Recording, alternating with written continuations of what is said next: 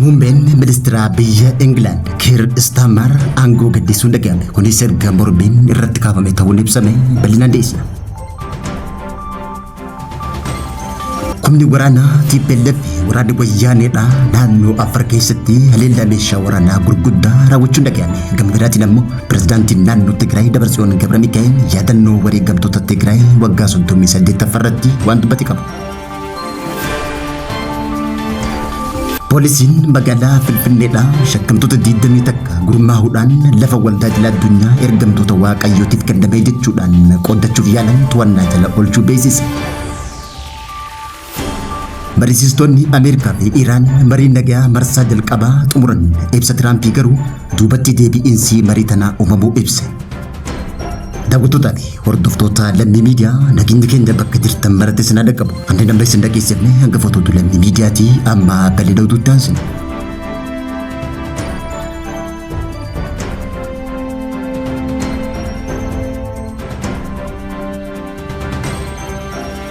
Muummichi ministeera biyya England fi hoogganaan paartii Leebar Keir Starmer paartii isaanii keessatti dhiibbaa itti fufinsaan jabaachaa dhufe hordofuun aangoo gadhiisuu isaa ibse.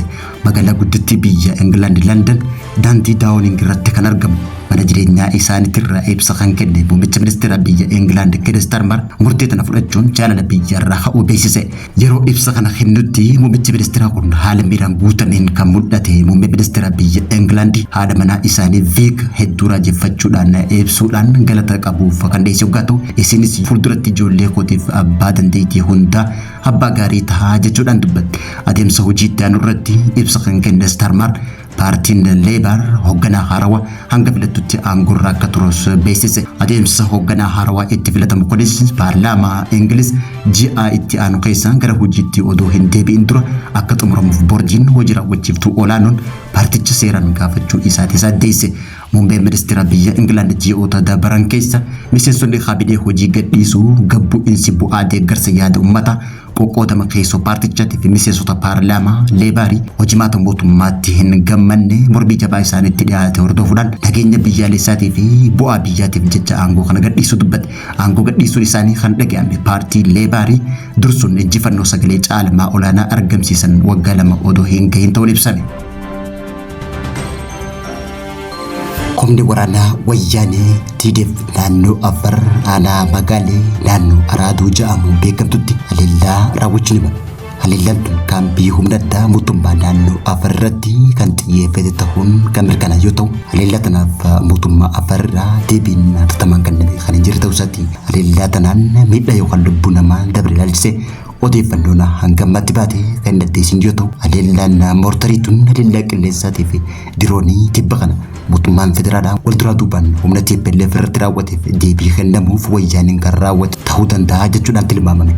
Yeroo dabre ammoo wayyaaniin mootummaan naannoo Afar humnoota farra wayyaanii lafarra jiraniif deeggarsa taasisuudhaaf haleellaa isaan naannoo Tigraay irratti raawwataniif naannoo Afar haala mijeessitee jechuudhaan naannoo Afar waraanuu akka danda'an akeekkachiisanii turuun ni beekama. Dhimma kana ilaalchisuudhaan hanga ammaatti odeeffannoo mootummaa naannoo Afar irraa ta'ee TPLF irraa kan hin kenname yoo ta'u, gama biraatiin bulchiinsa yeroo naannoo Tigraay humnaan kuffisuudhaan aangoo kan qabatee dura ta'an bulchiinsa mootummaa naannoo Tigraay Dabratsiyoon Gabramikaa'el sirna guyyaa wareegamtoota waggaa 38ffaa kabajame irratti wayita faaya adda addaa qabu yaadannoo wareegamtoota yeroo yaadannu abbaa biyyummaatiif mirga keenya kabachiisuuf aadaa keenya haaromsuu qabnaa jechuudhaan hunda caalaa hiree murteeffannaa teenya irratti haa xiyyeeffannu jechuun dhaamsa dabarse. Dandeettii addaatii fi wareegamtoonni dabarsan uummata keessatti kan yaadatamu yeroo waadaa isaanii galma geessine qofaa jechuudhaan Dabratsiyoon Gabramikaa'el dhaamsadhaan qabsoo hidhannoo waggaa 17 keessatti wareegamni kafalame sirna dargii kuffisuuf sirna heera mootummaatiif mootummaa dimokiraataa akka diriiru hundeessuu keessatti qoonni isaanii guddaa ta'uu dura ta'an kun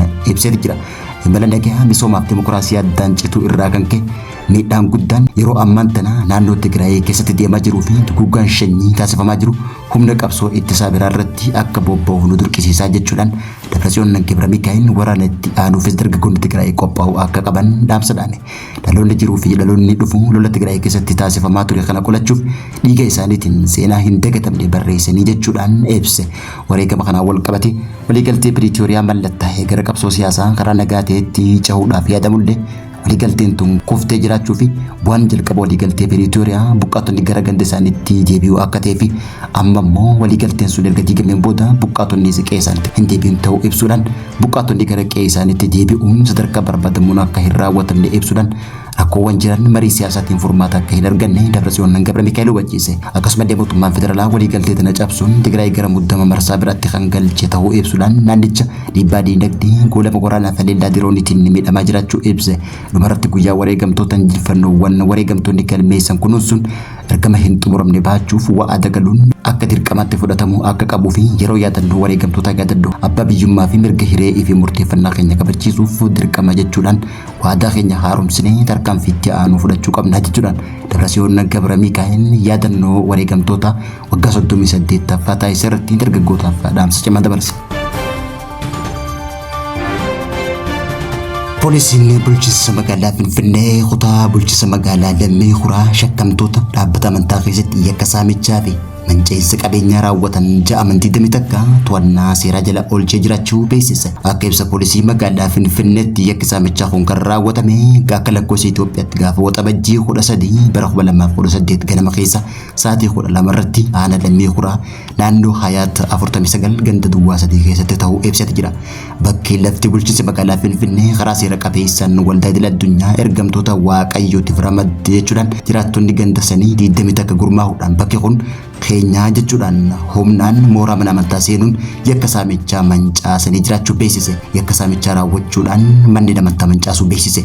Akkasumallee poolisiin qabeenya tuutni kun qisaasise birrii miiliyoona 10 olitti kan tilmaamu ta'uu ibsuudhaan yakka kana hordofuun waajjirri muummee poolisii magaalaa aanaa Lammii Huraa odeeffannoo argateen namoota shakkamtoota ta'an naannoo baqatanitti dabalatee to'annaa jala oolchuun qorannoo seeraa itti fufee jiraachuu beeksise. Poolisiin magaalaa Finfinnee gochoonni akkasii wallabdee amantaa kakaasuu fi nageenya hawaasaa jeequu waan danda'aniif uummanni miidhaa akkasii yoo argu battalumatti qaamoleen nageenyaatiif eeruu akka kennanis yaamicha dabarse. Mariisitoonni biyyoota lameen Ameerikaa fi Iraan jidduutti marii nagaa mariisaa turan mariin tun milkiin xumuramuu ibsan hoggaa ta'u pirezidaantiin Ameerikaa Doonaald Tiraamp garuu mariin tun duubatti deebitee jechuun dubbachuun dhaga'ame. Biyya Siwiizerlaand keessatti deemaa jirtu xumuramtee jiraachuun ibsame. Marsaa jalqabaa kan xumuramte jechuudhaan kan ibsan yoo ta'u pirezidaantiin Ameerikaa Doonaald Tiraamp marii tana daandii irraa mayxee jirti jechuun dubbachuun dhaga'ame. Walgahii tana irratti hooggantoonni biyyoota akka Qaatarii fi Paakistaan jaarsolii ta'uun kan hirmaatan yoo ta'u walgahiin tun waliigaltee nagaa yeroo guyyoota 60 dheeratee ture xumuratti gootee jechuun ibsan. Walgahii tanan jilli Ameerikaa hirmaatee itti aanaa pirezidaantii Ameerikaa J.D. Vansiin kan durfamu hoggaa ta'u Iraan irraa abbo afyaa'ii paarlaamaa Iraan Mohammad Bagar Bagilifaatiin kan durfamu ta'uu ibsan. Guyyaa jalqabaa waliigaltee tanaa ammoo hooggantoonni kunneen kan hirmaatan hoggaa ta'u waliigalteen sun ammoo marii malee xumuramuun ni yaadatama. Xumura marii tanaa irratti biyyoonni lamaan wallabdee fi waraana tarsiimoo Strait of Hormuz keessatti uumamuu danda'u ittisuudhaaf sarara quunnamtii kallattii hundeessuun waliigalanii jiraachuun ibsame. Kana malees ammoo mariin tun mala waloo dhukaasa dhaabuu biyya Libaanos hordofuuf waliigalteerra jiraachuun ibsamee jira. Haa ta'uutii malee mariin tun ibsa cimaa pirezidaantii Ameerikaa Doonaald Tiraamp kanneen ni gufatti jaamee xiqqama. Pirezidaantiin Ameerikaa Doonaald Tiraampis mariin tun gufachuu dandeessi yaaddoo jedhuu fi mariin tun ammoo daandii irraa mayxee jechuudhaan komii dhiyeessuu dhagaan. Pirezidaant Tiraamp ibsa akaawuntii miidiyaa hawaasaa isaa Zeetira Sooshaal irratti ibseen Fox News akka gabaasetti Iraan daandii doonii bobaa Strait of Hormuz cufuuf ammallee sochootee jechuudhaan ibse. Iraan ammoo diddee yoo sochii kana taasiftee barbadeessuu dandeenya jechuudhaan Doonaald Tiraamp ammaas dhaadannoo dhageesse. Ameerikaan haleellaa milishoota Hizbollaa Iraan deeggaraman Libaanos irratti raawwatu yoo hin dhaabne torban dabre Iraan irratti haaloo ni baafti jechuun ibse. Iraan waliigaltee yeroo hojiirra ooluu baate qoqqophii biraatirra kaamaa jechuudhaan pirezidaantiin Ameerikaa faallaa waliigaltee guyyaarra xumuramtee ja'amee dhaabbachuu mul'ata. Akkasumallee mirgi gabbisaa niikuleeraa dhaabbachuu akka hin qabne dubbateeti jira. Marii sadarkaa olaantuu biyya Siwiizerlaanditti taasifamtee turte xumuramtullee ogeeyyiin teeknikaa biyyoota lamaanii guyyoota itti aanan keessatti dhimmoota niikuleeraa fi faayinaansii walxaxaa ta'e irratti irra deebiidhaan laaluudhaan marii tana xumura akka itti godhan dubbataniiti jira. Daawwattootaa fi hordoftoota Dammee Miidiyaa irraa oduun yeroo kanaaf qabnu kan gammachuun hordofaa turtanii turtii gaarii.